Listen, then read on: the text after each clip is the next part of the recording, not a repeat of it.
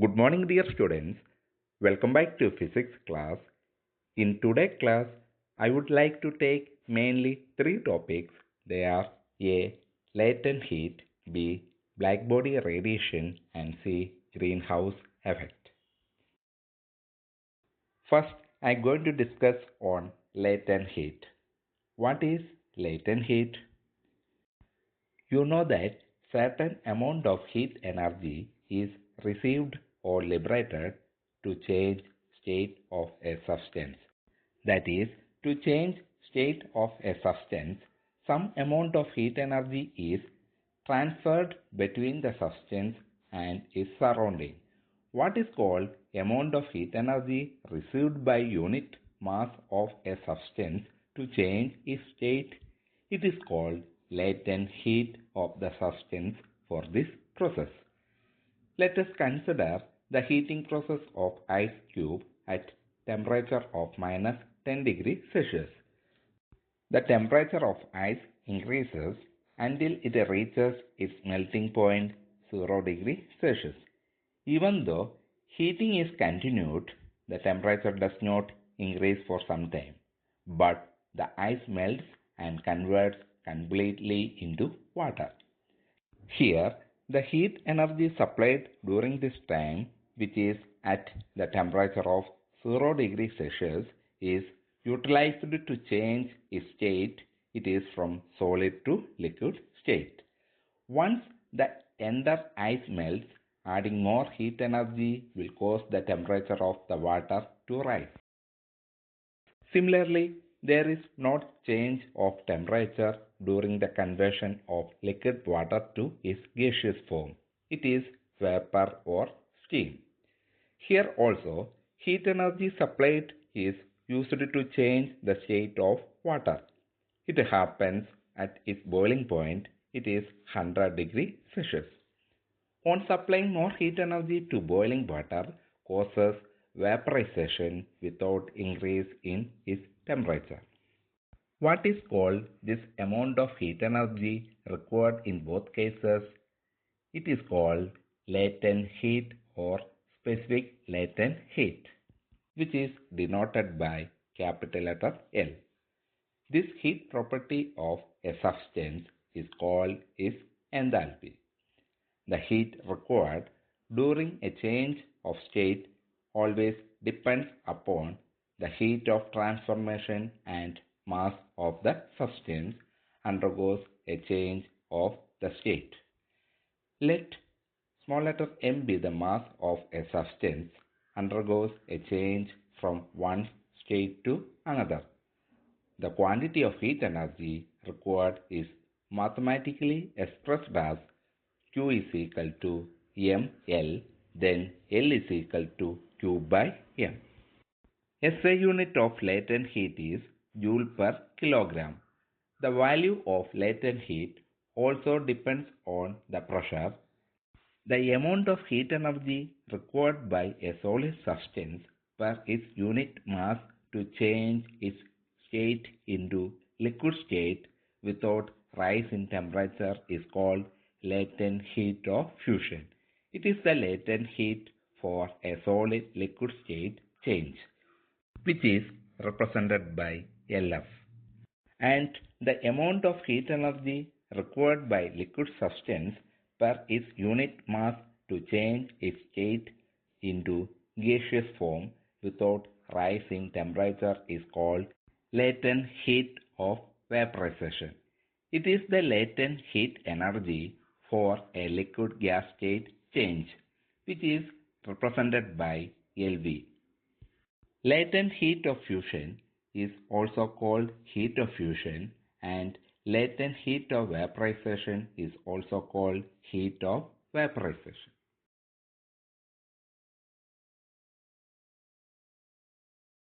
A graph of temperature versus heat for quantity of water is shown in given figure. First portion of the graph without slope shows that temperature remains constant as solid turns into liquid state, and the corresponding amount of heat energy required is called latent heat of fusion. And the second portion of the graph without slope shows that temperature is also constant as the substance changes from liquid to gaseous form. And the corresponding amount of heat energy is latent heat of vaporization. You have to note that when heat is added or removed during a change of state, the temperature remains constant.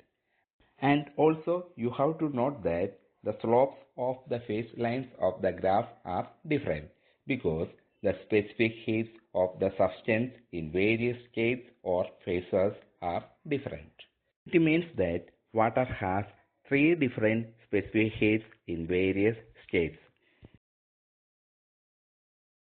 Can you say about what is heat transfer and what are the various modes of heat transfer, which you learned in your lower class? According to thermodynamic system, heat transfer is defined as the movement of heat across the border of a system due to a difference in temperature between the system and its surroundings, which shows that heat energy transfer from high temperature region to low temperature region till the thermal equilibrium stage is attained. Heat can travel from one place to another in several ways. These ways are the modes. What are the different modes of heat transfer? They are A. Condension, B. Convection, and C. Radiation. Conduction is the process in which heat flows from objects with higher temperature to objects with lower temperature. Here, high-speed particles clash with particles moving at a slow speed. As a result, slow-speed particles increase their kinetic energy. This is a typical form of heat transfer and takes place through a physical contact.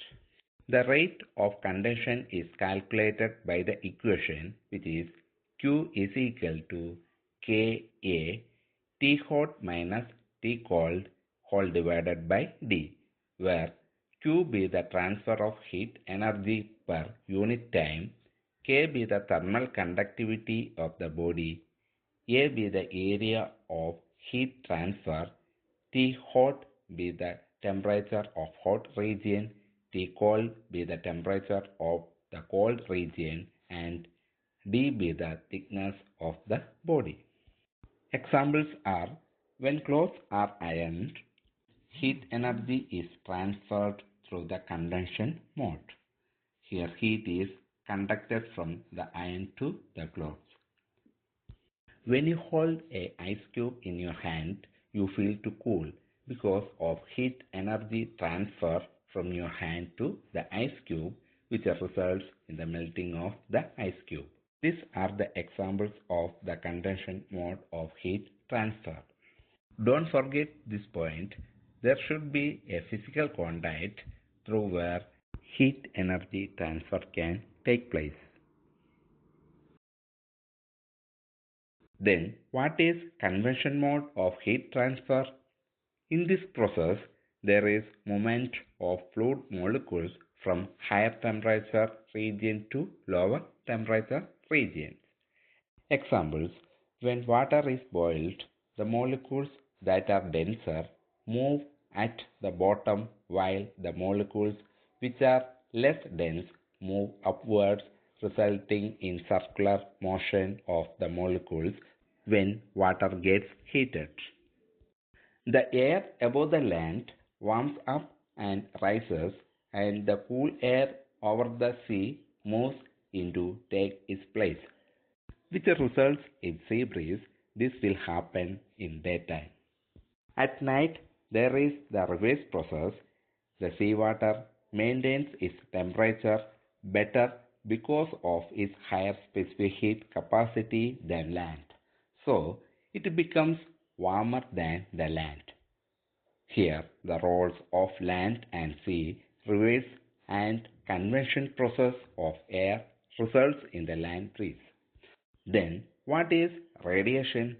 It is the third mode of transfer of thermal energy. It is thermal radiation, which is generated by the emission of electromagnetic waves. These waves carry away the energy from the emitting body. Radiation can take place through a vacuum or transparent medium, which can be either solid or liquid. Thermal radiation is the result of random motion of molecules in matter. Next discussing topic is black body radiation. What is a black body? It is a hypothetical object which is a perfect absorber and a perfect emitter of radiation over all wavelengths. The movement of charged electrons and protons is responsible for the emission of electromagnetic radiation. So, the thermal electromagnetic radiation is black body radiation. Energy can be transferred by radiation over large distances without a medium. That is, it can take place in vacuum even. The total electromagnetic energy radiated by a body at absolute temperature is proportional to its size, its ability to radiate, which is called thermal emissivity, and most importantly to its temperature. Thermal radiation is calculated by Stefan-Boltzmann law, which is mathematically expressed as P is equal to E sigma A into Tr minus Tc the whole raised to 4, where P be the net power of radiation, A be the area of radiation, Tr be the radiator temperature, Tc be the surrounding temperature, E be the emissivity, and sigma be the Stefan's constant. The important thing about thermal radiation at any temperature is that it is not of one or a few wavelengths, but it is a continuous spectrum from small to long wavelengths. The energy content of radiation varies for different wavelengths. As temperature rises, the wavelength in the spectra of radiation emitted decreases. As a result, shorter wavelength radiations are emitted. What do you mean by spectra? Spectra is the plural form of spectrum, which stands for the collection of wavelengths or frequencies. As energy of the emitted radiation is directly proportional to its frequency, so we can say the spectrum is the collection of various energy levels. I told earlier, when temperature rises, the wavelength in the spectra of radiation emitted decreases. Because due to increase in temperature, the energy levels of the emitted radiation will increase. So, frequencies of the radiation will increase. As frequency is inversely proportional to wavelength, so wavelength of emitted radiation will decrease. The given figure shows the experimental curves for energy of the emitted radiation per unit area per unit wavelength by a black body versus wavelength for different temperatures. The most significant feature of the black body radiation curves is that they are universal. They depend only on the temperature and not on the size. They depend only on the temperature, but they do not depend on the size, shape, or material of the black body. The wavelength lambda m, which is the wavelength for which energy is maximum, decreases with increase in temperature, which is shown in given figure. Here, temperature rises from 3000 Kelvin to 6000 Kelvin. The relationship between lambda m and T is given by Wien's displacement law, which is lambda mt is equal to constant. The value of this constant, which is Wien's constant, is 2.9 into 10 the power of minus 3 meter Kelvin. You should notice that wavelength is measured in unit meter and temperature is measured in unit Kelvin. Let us discuss our next topic, greenhouse effect. What is a greenhouse? It is a house made of glass that can be used to grow plants. The sun's radiation warms the plants and the air inside the greenhouse. The heat trapped inside it cannot escape out and warms the greenhouse, which is essential for the growth of the plants. Greenhouse effect is the process by which radiations from the sun are absorbed by the greenhouse gases and not reflected back into space. This insulates the Earth's surface and prevents it from freezing. What are greenhouse gases? They are the gases that absorb the thermal radiations from the sun, which are infrared radiations, and create a greenhouse effect.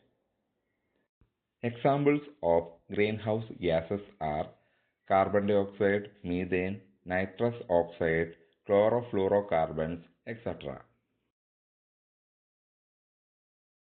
Let us see the explanation for greenhouse effect. The Earth's surface is a source of thermal radiation. It absorbs energy received from the sun. The wavelength of this radiation lies in the long wavelength region, which is infrared radiation. But a large portion of this radiation is absorbed by greenhouse gases. This heats up the atmosphere, which in turn gives more energy to the Earth, resulting in warmer surface. This increases the intensity of radiation from the Earth's surface. The cycle of this process is repeated until no radiation is available for further absorption. What is net result when this process is going on? It will be heating up of this Earth's surface and the atmosphere continuously. What are the major causes of greenhouse effect? They are burning of fossil fuels, deforestation, industrial waste and landfills, etc. The main effects of increased greenhouse gases are global warming, depletion of ozone layer, smoke and air pollution, etc. Dear students, today's homework questions are given in this slide. Please, you have to work out these question answers by today itself. Okay, thank you. Have a nice day.